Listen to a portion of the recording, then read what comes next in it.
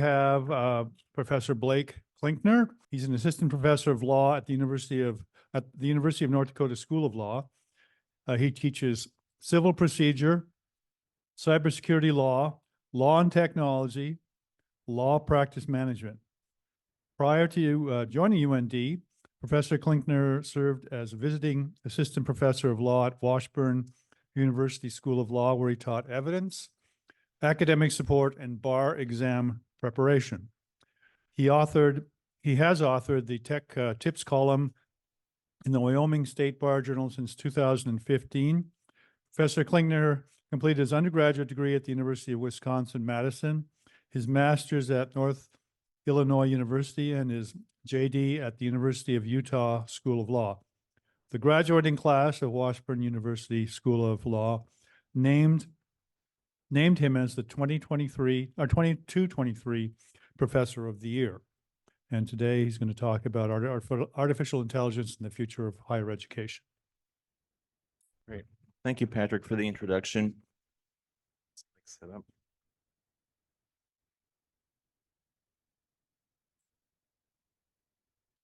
Okay, I think,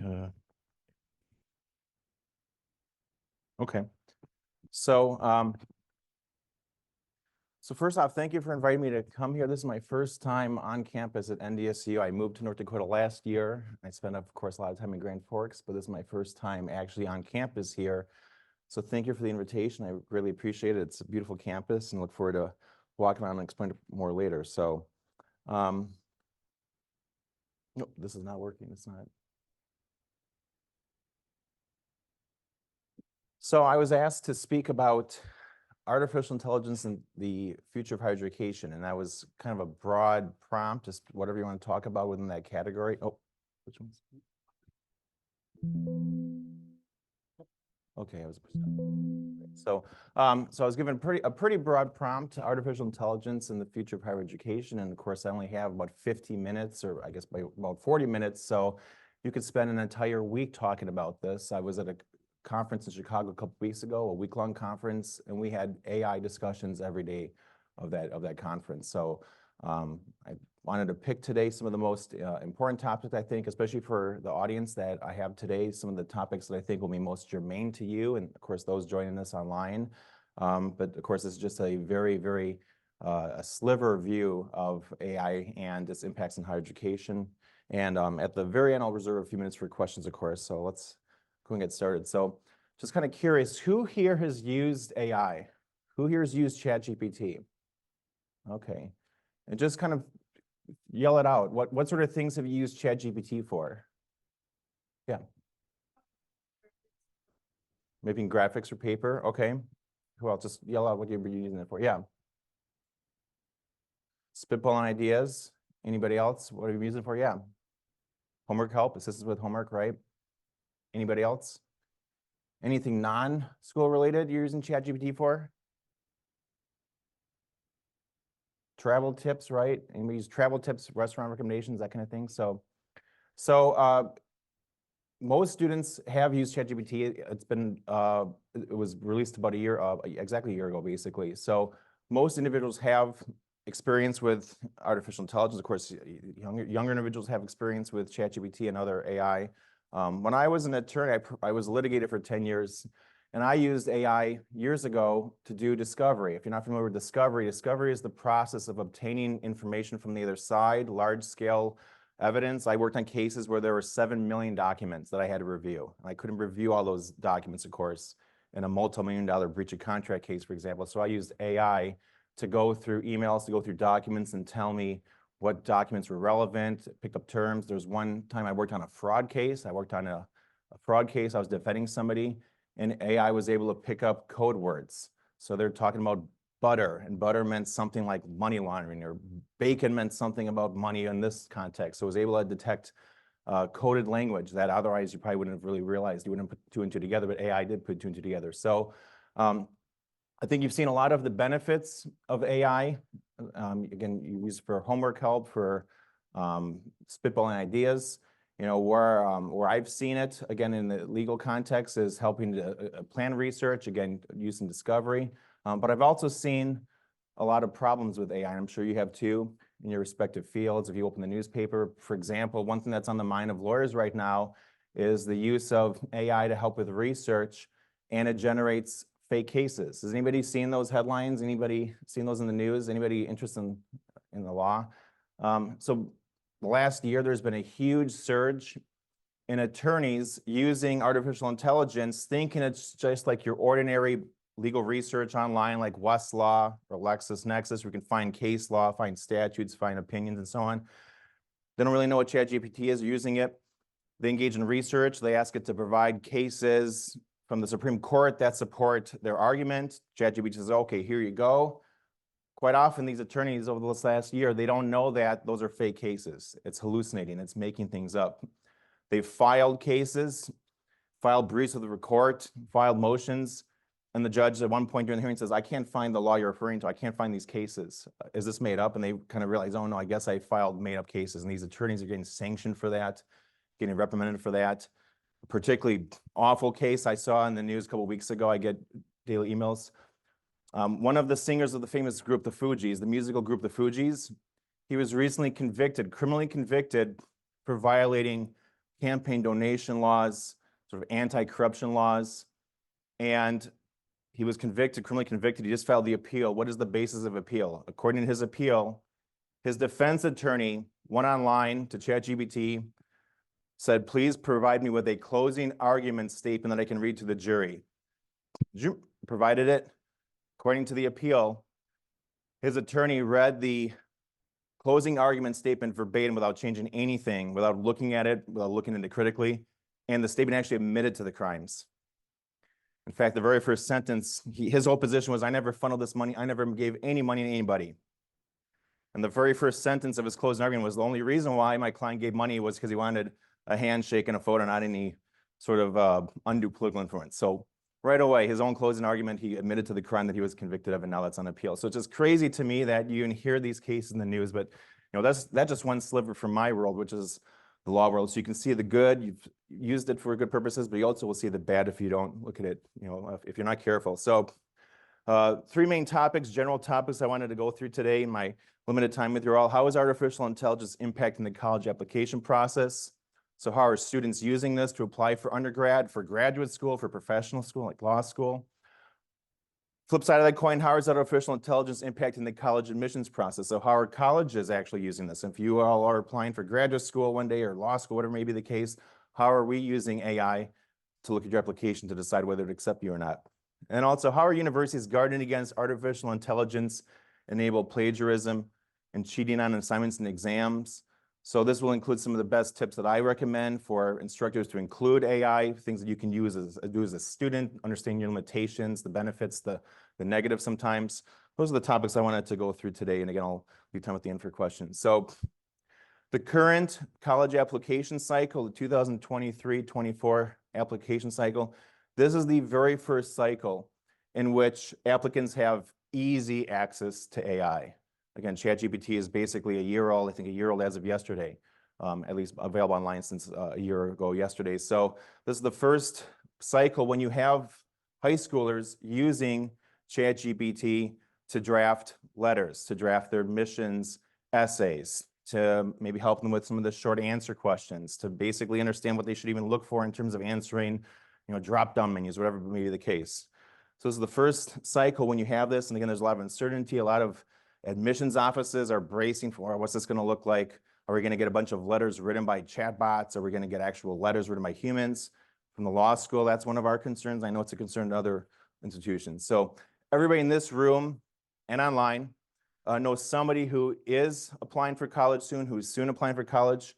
And we want to bet your friend, your family, your colleagues, they are considering using AI to help them, and they maybe don't know exactly how they can use it and what ethically they can do to help them. So part of my goal today is that you'll be able to advise your friends, your family, your siblings, whoever may be the case, advise them on how they can use AI to help them in the college application process. What sort of pitfalls should they avoid? How can they actually use it in a way that'll present their true, genuine self, that'll make it likely they get accepted? So understanding allowed uses and also, of course, the disallowed uses that are starting to formulate among admissions offices out there. So artificial intelligence is increasingly being used to research colleges. I remember back in the day when I was researching undergrad institutions, what did I do? I went to Barnes & Noble and I bought U.S. News and World Report. Did anybody use that when they were looking at schools, U.S. News and World Report? It's a commercial guide. Yep. It's a commercial guide. You go to Barnes & Noble, you can pay 15 bucks for it, I think it's now, and it ranks different undergraduate programs. It ranks graduate schools. I looked at that religiously to see where I wanted to apply for my graduate degree, for my law school. Well, that was sort of the monopoly on college indexes, if you will, looking for certain criteria. Well, what schools are located where? How are they ranked? What's the debt ratio of the graduating class? Well, AI is making leaps and bounds in helping to remove that monopoly that one single publication has had a stranglehold on for so many years. So it's an alternative to these commercial rankings that you have to pay for, which often use very irrelevant criteria. Again, they'll use basic criteria like, average debt at graduation, for example, that's relevant. But, these rankings don't include things like walkability on campus. They don't include things like extracurriculars. If you wanted to maybe major in German like me, I was a German language major, may not list which departments actually have German programs, active study abroad. These are just very kind of numerical, very superficial rankings. Well, artificial intelligence is increasingly being used by students to help them to overcome some of the gaps in the typical traditional rankings out there. For example, I want to quote Eric Gertler. He's the CEO of U.S. News and World Report. He was recently criticized about how the rankings have, his one journal has this dominant stranglehold, if you want, on applications. And what did he say? He said, well, choosing the right school is the most important decision students will ever make. Besides being a significant investment of time and money, it is a critical first step to ensuring a student's future career opportunities, earning potential, quality of life. But absent our U.S. News academic rankings, it's difficult to find accurate, comprehensive information that empowers students to compare institutions and identify the factors that matter the most. We are one of the very few places, perhaps the only place, that allows them to do so. Well, that is just simply not true anymore. You can use artificial intelligence to compare, again, all kinds of criteria that these publications won't look at. You care about walkability. You care about being close to recreational opportunities. You can use AI to help you identify those options when you're looking at colleges to even start the application process with. Artificial intelligence can also help address the resource gap that exists between those with access to advisors and counselors and those who don't. I'm just kind of curious, who here used an academic advisor of some sort as they were applying for school? Maybe in your high school? Okay. Did anybody use any sort of professional advisor? Maybe a profit, okay. So a few students, yeah. So again, back in the day when I was in school, we had one admissions advisor for 300 students. It was hard to get on that person's schedule. It was hard to get any of their attention. It was hard to get more than a 10-minute sit down. I didn't have the money, of course, to pay for a professional advisor, a professional tutor or counselor, what have you, to help with the process.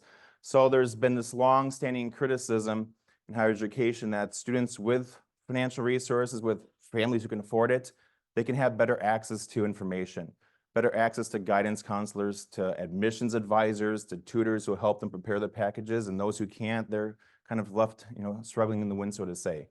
Well, AI can really help overcome that. Again, now when you have access to a vast amount of information at your fingertips for free, again with ChatGPT, you can have access to those sort of quasi-counselors, right? They may be chatbots, of course, but still they're providing you with advice that you wouldn't otherwise have, providing you with statistics, information you may not have, helping you with preparing your application, which otherwise would be pricey, or again, you may have limited access if you are to school with limited resources.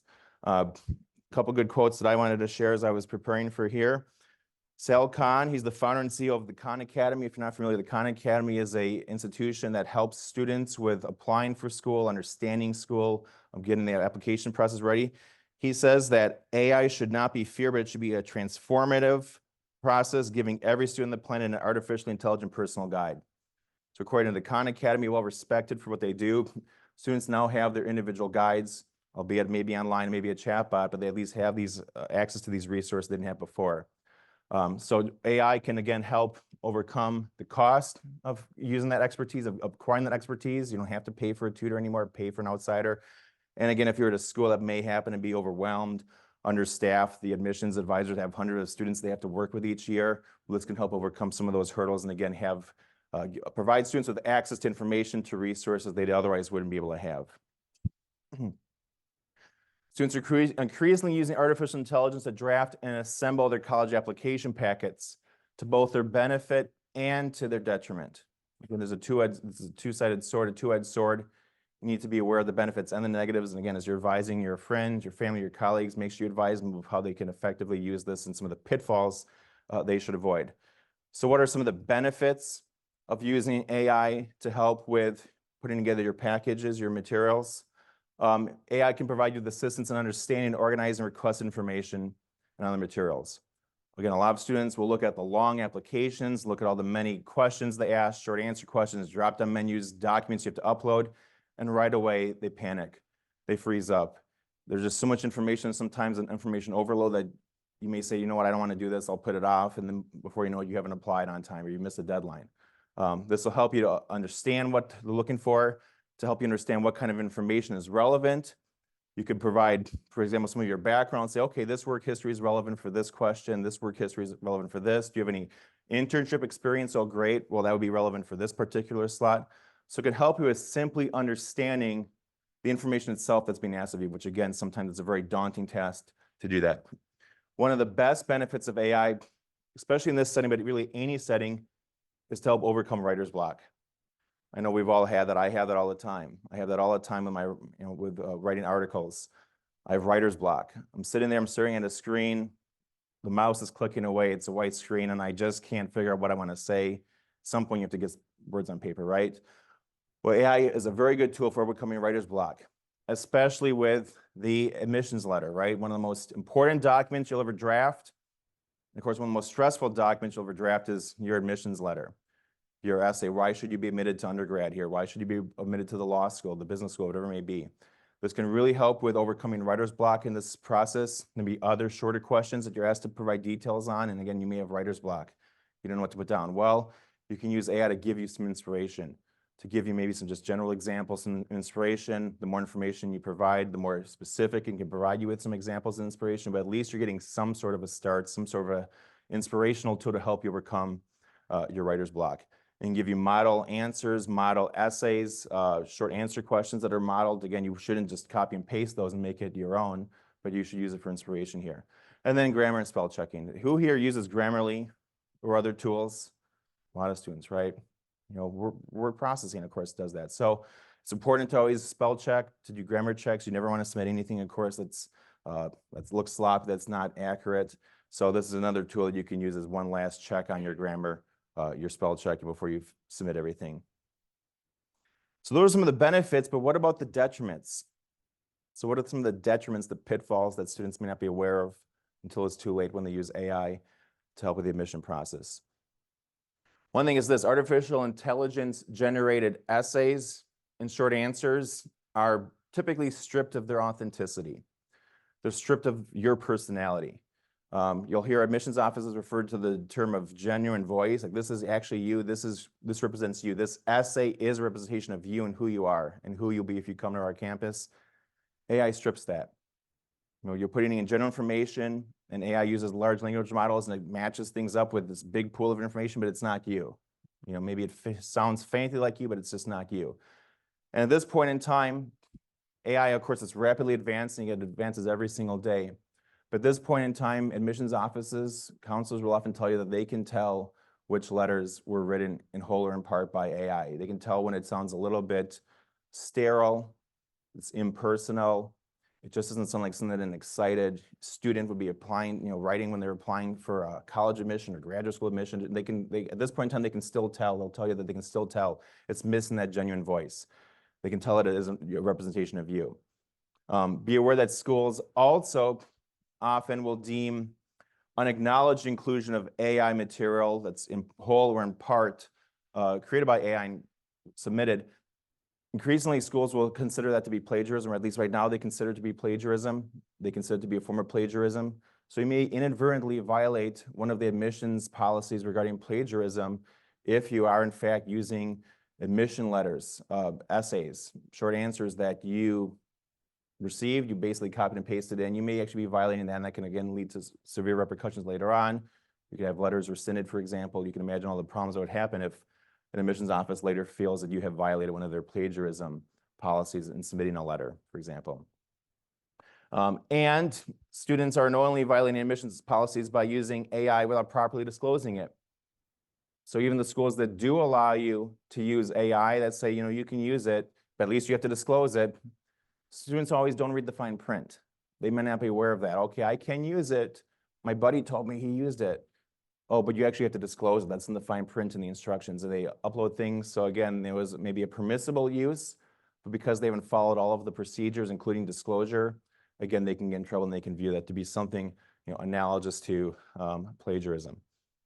A couple schools out there provide good examples of what this looks like, of how they advise students. One I picked was Georgia Tech. So Georgia Tech is right now what I would consider to be a leader in how they publicize within their admissions process, how they use AI and what they use.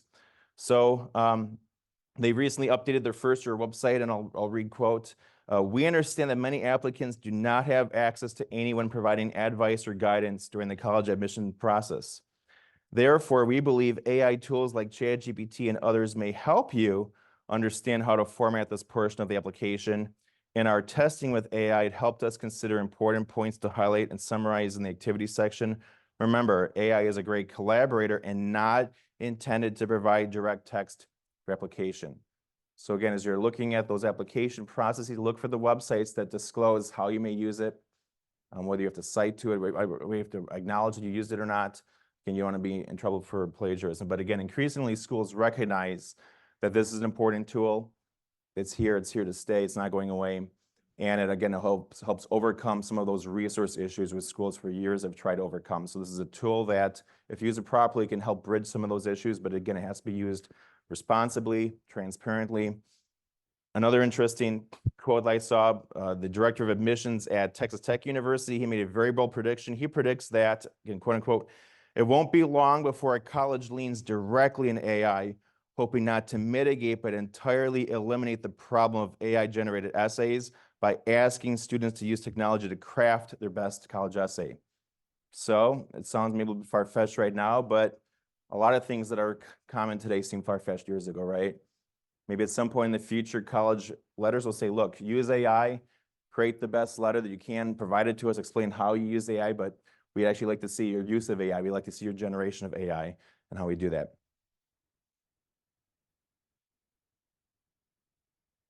So one thing that I want to point out here is it's imperative that college applicants review admissions policies regarding the permitted use of artificial intelligence in its admission process. We just covered that. But also for any administrators, educators, officers of universities who may be listening, it's also imperative that the colleges, that your colleges, your universities publish their admissions policies relating to the use of AI. You should provide instructions on whether it is allowed, whether it's not allowed, when it is allowed, how is it allowed? Do you have to provide an acknowledgement of it? Do you have to provide maybe a prompt history? Whatever you do as an institution, make sure that you're clear on it, that you have clear, easily accessible definitions of what's allowed, policies that students can easily access. You don't want to get students to think they can use something because you're not clear and you're not. Some institutions, again, like Georgia Tech, some institutions have already published this information on their websites, and it's easily accessible, available to students applying, but many schools have not. In fact, I'd probably say most schools at this point have not. So again, for any of those administrators on the line in the room, please definitely take a look at your sites, your information, and make sure that you fix it to update yourself to the new reality of AI-assisted applications. So how are officials, offices, admissions offices actually using AI? Well, this is some survey data I pulled from various articles that have done surveys. So this is a generalized survey data. So 50% of college admissions offices are presently using artificial intelligence in their application process. And among those surveyed recently, 80% of colleges have indicated they plan on utilizing artificial intelligence in their admission processes by next year, by 2024. So those that aren't currently using it, for the most part, are planning on using it by next year. Again, this is not going away. It's time to embrace this technology, to recognize it, and to pivot and to adapt. So you might say, well, how are the actual offices using this data? Okay, so they're using AI, but well, what does that actually look like? Is it literally everything? Is it only some things? Well, again, some survey data out there that was recently obtained will shed light into this. So 70% of admissions offices will use artificial intelligence to identify machine-generated writing and plagiarism. They're specifically looking to see if you plagiarized and if you've used essays, short answers that are simply generated by machines. So 70% are specifically looking for a lack of a genuine voice. They're looking for material that is not actually you. 70%, about the same percentage here, 70% will use artificial intelligence to review transcripts and letters of recommendation. So what are they mainly doing here? They're using AI to do some of the automated tasks, I should say routine tasks that can be automated. For example, looking at GPAs, looking at letters. So schools that may have GPA minimums, or they, of course, that's a criteria they look at. They are using AI and not just a human scrolling through all a bunch of numbers. They're using AI to pull that information. They're using AI to sort applications based upon their GPAs, based upon certain letter grades, or based upon certain classes that they've taken that show they want to enroll into a specific program.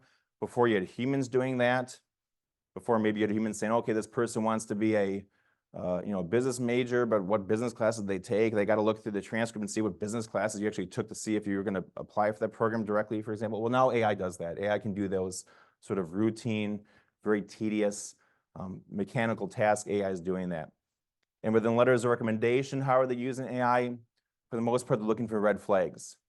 They're looking for certain terms, certain keywords that either directly or indirectly indicate red flags exist in an application. They're looking for the strength of letters. So do you have very strong, positive personal letters, or do you have very bland, milquetoast, 3-sentence letters where the author probably didn't really know the student that well, right? They're looking for that. They're looking to make sure that the overall message, the overall flavor, the overall content, the overall feel of those letters is positive and negative. And again, they'll sort those accordingly based upon what they're seeing. Half of schools say they will use artificial intelligence to conduct preliminary interviews, for example, with chatbots. So they'll invite students to actually go on and do an interview. The students may or may not realize it's actually a chatbot on the other end asking basic questions. So tell us about yourself. What are you interested in? What majors do you plan on pursuing? You may think it's just somebody on the other end just doing a chat, but it's actually a chat bot that's doing this. So schools are using that. And similarly, half of schools indicated that when they have actual in-person interviews, callback interviews, if you will, with counselors, with alumni, some schools have alumni talk to prospective applicants, they will actually use AI to transcribe those interviews, those conversations, and they use AI to analyze those conversations. So again, they can transcribe your conversation, they can analyze and look at it just as much as they can do that with a letter. Those are some of the uses of AI that schools are currently considering.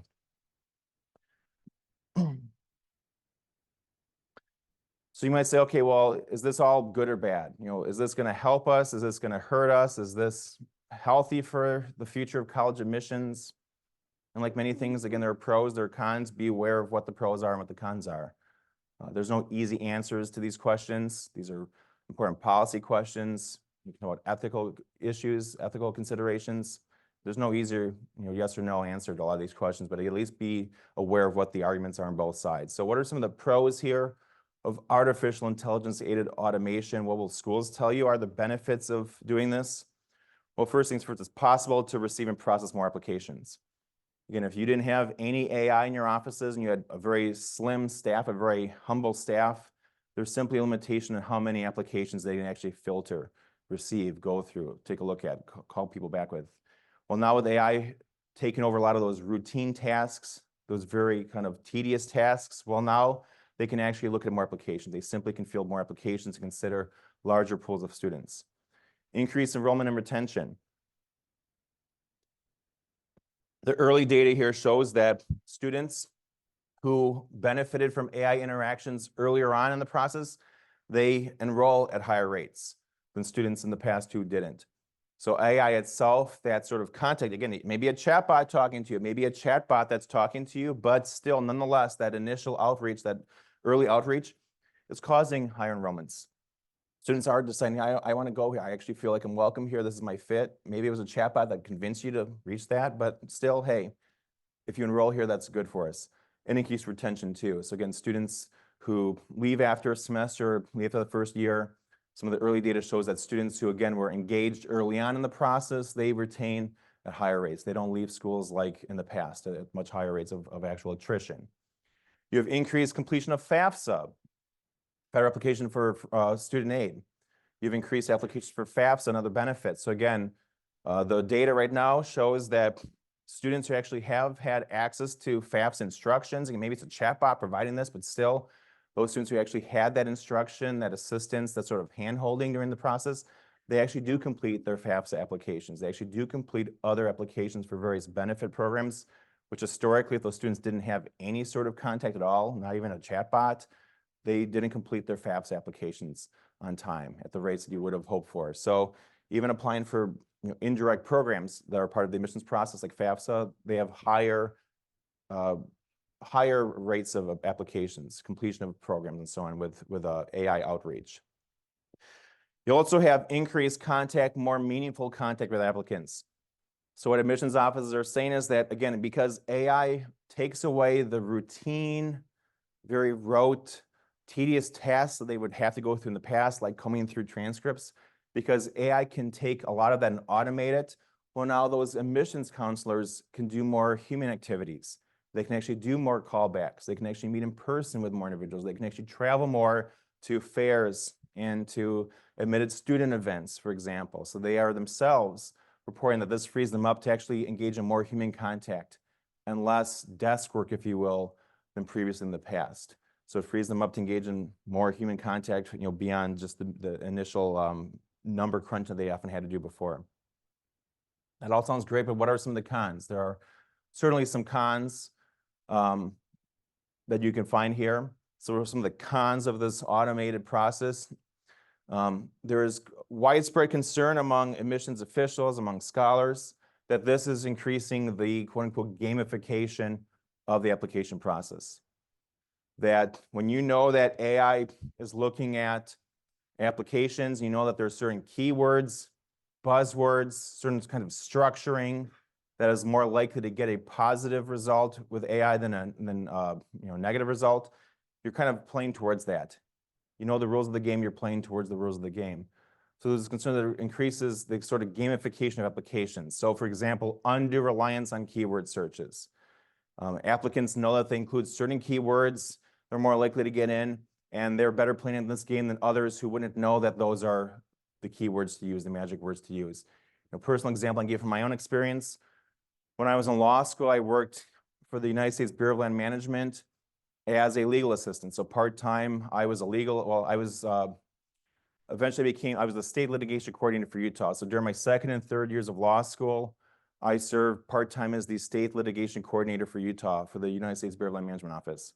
And my boss wanted me to apply for a full-time job that was created waiting for me basically upon graduation. He said, apply for this. I applied for it one night and I submitted my application at, say, 10 p.m. at night, and at 11, I received an email saying, thank you for applying, but you're not qualified. So I went to my boss, the director of the Bureau of Land Management, and said, hey, you told me to apply for this job. You said that I would be the perfect fit. Obviously, some AI told me within an hour that I wasn't qualified. Oh, yeah, you didn't use the right keywords. You didn't use the right, you didn't format it right, or you didn't use the word keywords according to him. Well, imagine that same frustrating incident here when you're applying for admissions, where you didn't use the right word. This word seemed like the same word that everybody else is using, but it's not, and therefore you have a better hit or a less hit. So it increases the sort of gamification of applications. Another issue is biases and systemic issues that are ingrained within artificial intelligence. So these systems are only as good as the humans that are programming them, that are creating them. So any sort of biases that individuals may have, that computer programmers may have, for example, well, they're baking it into their software. Again, humans are making these things, which means they're prone to human error too, and biases that you can imagine. So, for example, what has become clear is that schools, for example, that base their AI upon historical students, who did they like in the past, who were their own students, indications of success based upon past students, well, what that can lead to is that all of your future class, your incoming classes look the exact same as the older classes. So in the past, if you had a very homogeneous, a less diverse incoming class of students, and you base your model upon those classes because those are the students you liked and they were successful, well, the future AI is going to pick those exact same kind of students. You'll have less diverse classes. You'll have more homogeneous classes. So that's one example of sort of ingrained biases, systematic issues that, if you're not careful, they will just simply perpetuate the way you've always done things. It's hard to innovate when your model is based upon what you've always done in the past, in other words. Another issue here is you even have a cottage industry springing up, a very specialized industry of professional counselors, advisors, tutors, who again know how to game the system. We're already well aware of private tutors, counselors in the past who help you write letters that sound good to human ears. Well, now there's a cottage industry of advisors who will help you craft letters, craft essays that sound good to AI ears. So again, the sort of issue of, well, those who have the money that can afford these counselors that can advise on the keywords to use, on how AI is looking at things, well, again, it can perpetuate inequities. And if you have the money to pay for that, great. If you don't, you're kind of left behind.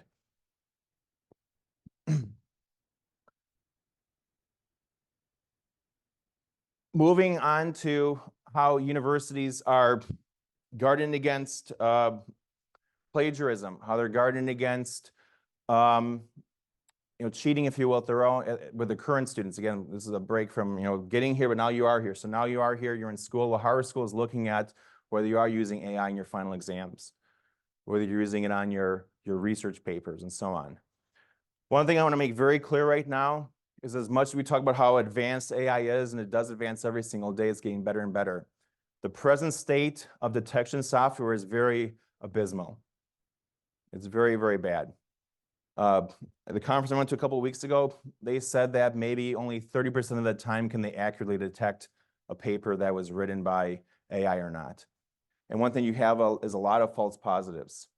So you have a lot of false positives where AI detection software will flag paper and say this is written by AI, and it really wasn't. It actually was not.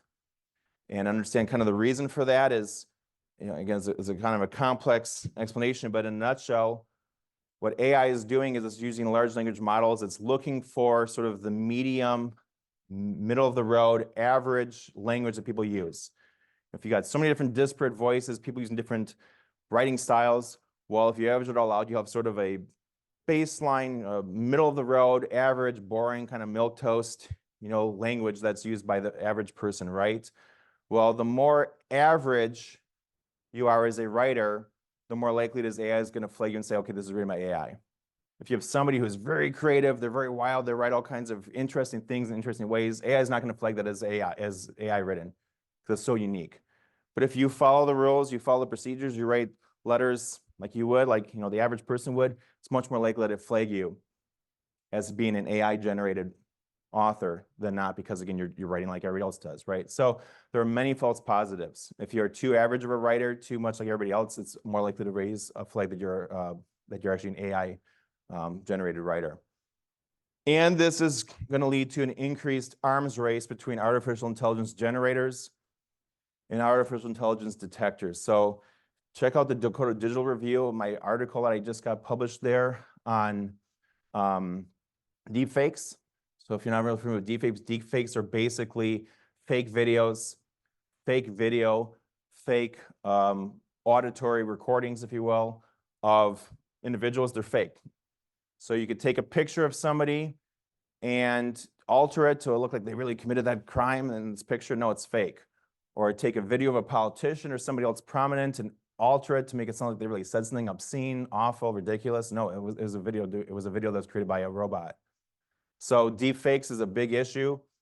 Again, as a lawyer, my perspective right here, what I've seen is that it's a big issue at trial. It's a big issue of evidence. Increasingly, you have individuals trying to use deepfake evidence, like pictures of a crime scene, video of a crime scene. They're trying to offer that fake evidence into trial. They want the jury to convict somebody based upon a fake photo or not, or acquit them based upon a fake photo. That's increasingly a problem. The fact that people are actually introducing this at trial is an issue. And also, you have this reverse issue, this sort of a liar's dividend, where individuals will say, well, that's deep fake. That picture of me robbing the bank, no, that's all deep fake. That video, that's all deep fake. It is a real video. It is really them. It is a real video, a real photo of them robbing the bank. But because they're looking at the jury and saying, that is deep fake, that is deep fake, you can't convict me, that is deep fake. The jury goes, yeah, well, maybe it actually is deep fake.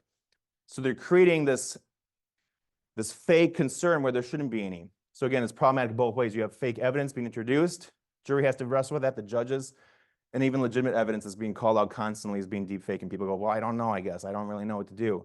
So there's this arms race between the generation of fake material, for example, and the detection of it.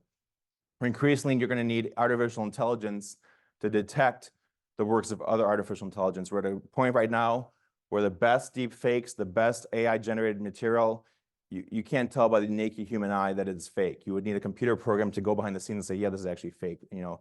And even then, nothing is foolproof. Even the best AI detection software is not 100% accurate at detecting other AI. That's just this competing arms race you have. So I'm going to move forward a little bit. I want to make sure I have time for questions. So what are some of the solutions to this? Again, we're worried at schools about you students using AI on exams, using it on research papers and so on. Well, what are schools doing about this? What are they considering doing about this?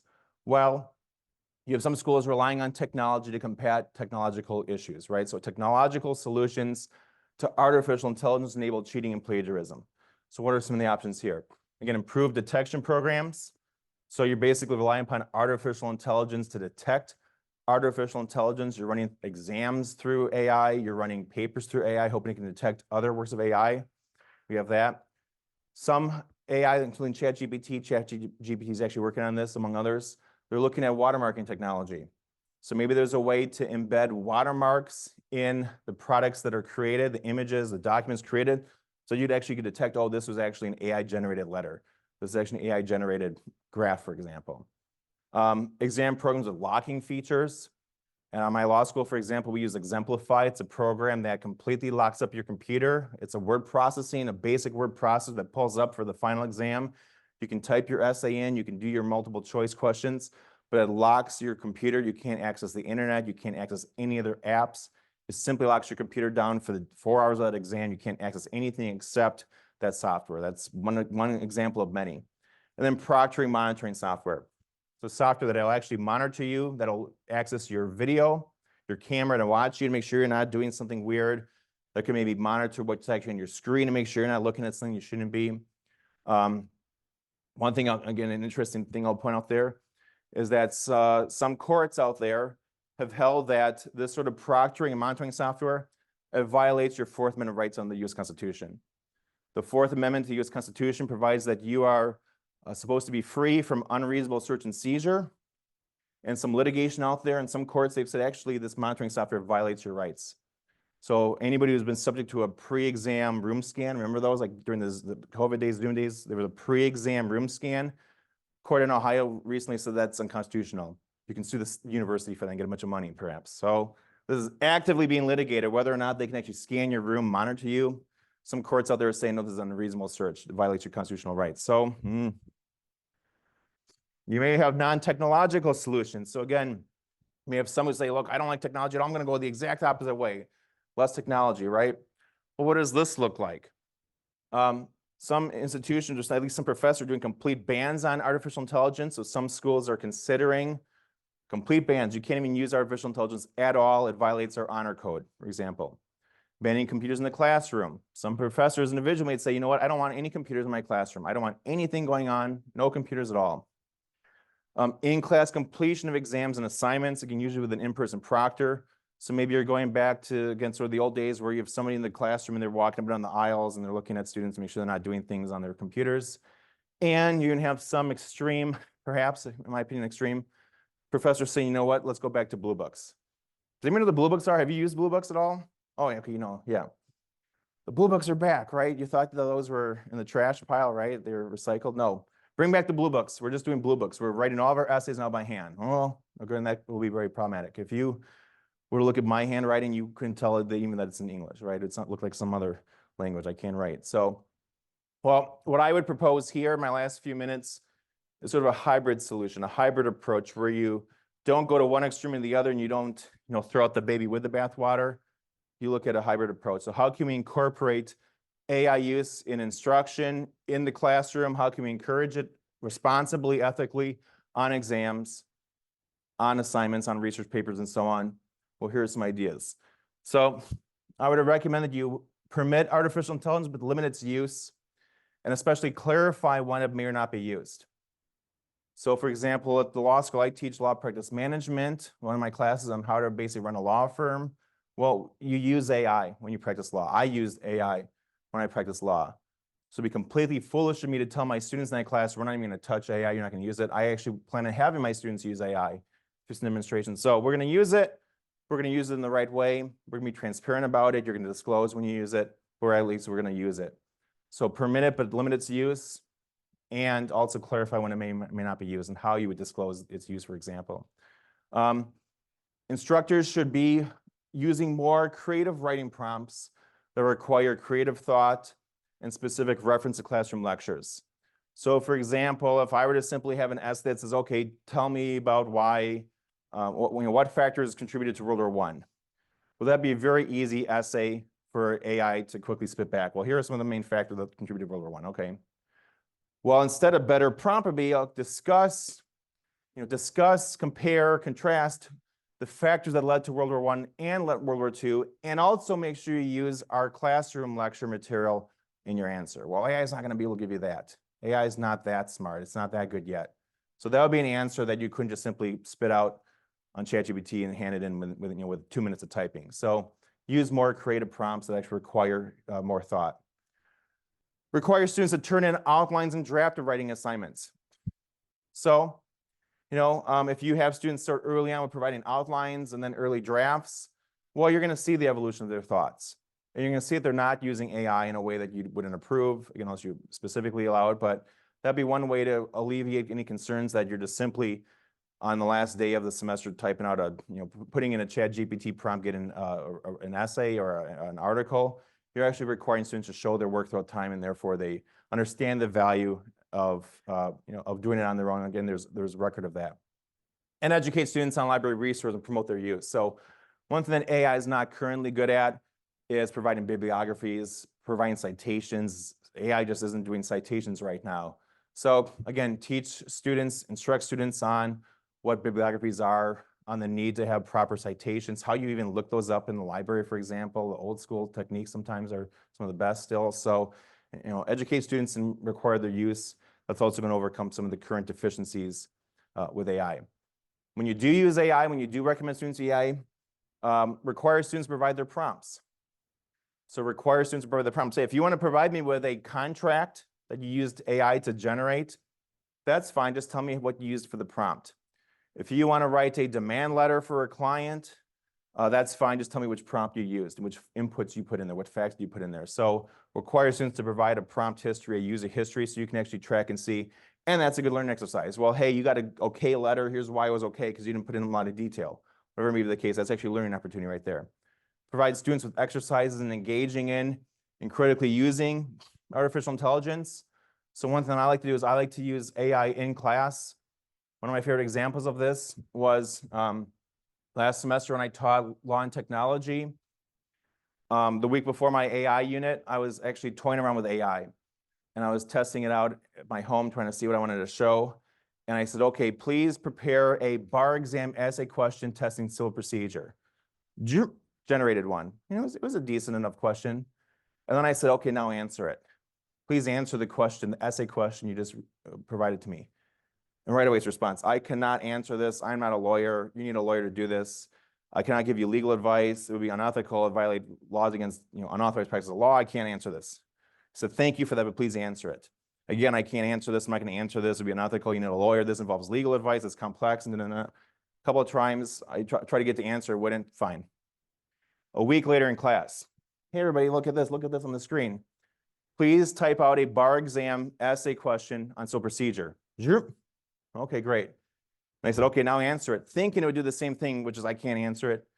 Please answer it now. And all of a sudden, it actually gave me an answer. A week's time, it went from I can't answer this to here's your answer. And in class, I'm like, whoa, guys, well, look at this. Do you see this? It didn't do this a week before. Like, oh, wow, that's really crazy that in a week's time, it went from saying I can't give you an answer to now here's an answer. So one of the teaching purposes there was it showed the quick advancement. And within 1 week's time, it flipped its answer, right? But also at that time, I said, okay, guys, this is the first time I'm seeing this essay along with you all. What do you think of the answer? We all had civil procedure. Civil procedure is the rules of court. It's a first-year class. Everybody's taken it. What do y'all think of this essay answer? And the students are like, C, C minus? Like, yeah, I agree. It's like a C answer, C minus answer, not a great answer. It was very cold, it was very sterile. It identified certain black letter elements of the law, but didn't apply the law to the facts. So on these essays in law school, on the bar exam, you have to apply the law to the facts and create an actual yes or no answer. Should the court grant this or not? Does the plaintiff win or not? It did a very poor job of actually applying law to facts, of actually being creative and analytical. So very cold, sterile. Here's the law, but didn't really apply to the facts. Didn't give me a good answer on what the judge would do in this case, for example. So I said, yeah, look at this. So as much as we think AI is so genius, it can give everything you want, it'll, ace your test for you. No, actually right here, right now, it gives you a C answer, so maybe a C minus answer. And they go, oh, I guess I won't rush to just use this anytime I feel like it. I actually got to think about it.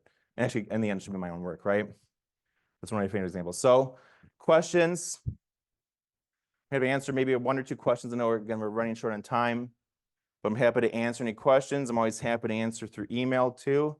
And hey, if anybody of you are interested in law school, I'm always happy to host students, sit in my class if you're interested in law school. Yes?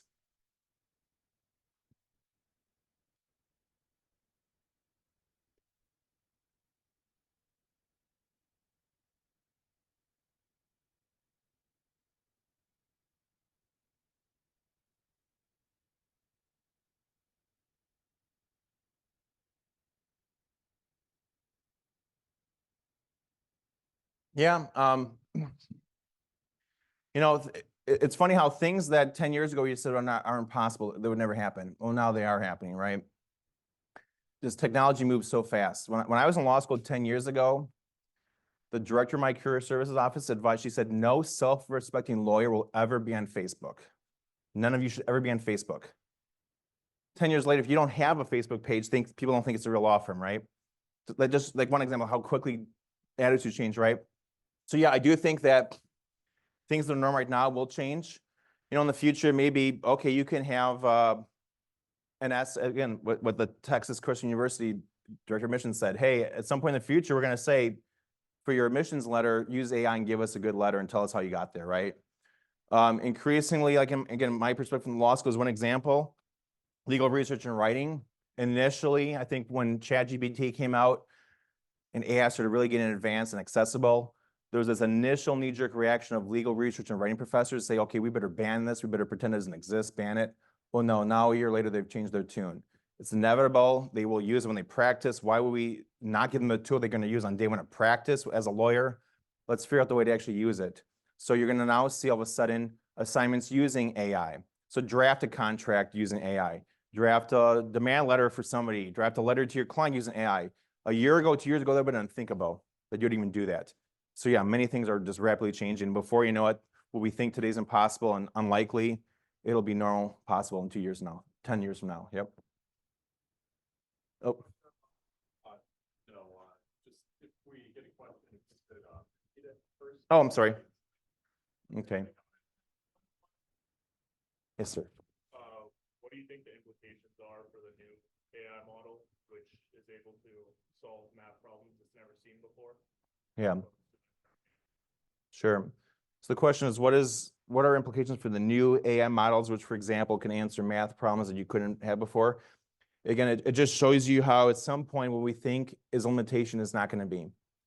Again, early AI, another example, early AI, early deepfakes, they were pretty bad. Like if you look close enough, you could see that it was a deepfake. The mouth wasn't lined up, the shadowing was weird, the voice and the features of the face were in alignment, so it looked like lip syncing. So the really bad AI, like you could actually detect that it's a deepfake. Nowadays, the really good deepfakes, you have no idea. You think this candidate really said this thing and it's offensive and people are going to vote that person in office. No, they didn't really say it. So again, it just shows you one of the many ways in which when we didn't think what we thought was impossible is becoming more possible. Right now, AI is not very creative, right? Isn't, my example from the bar example, it's not very creative. It couldn't come up with counter arguments and defenses. Well, maybe in the future, it actually will. And it'll be really mind-blowing how effective it'll be at helping you out with things you didn't think were possible.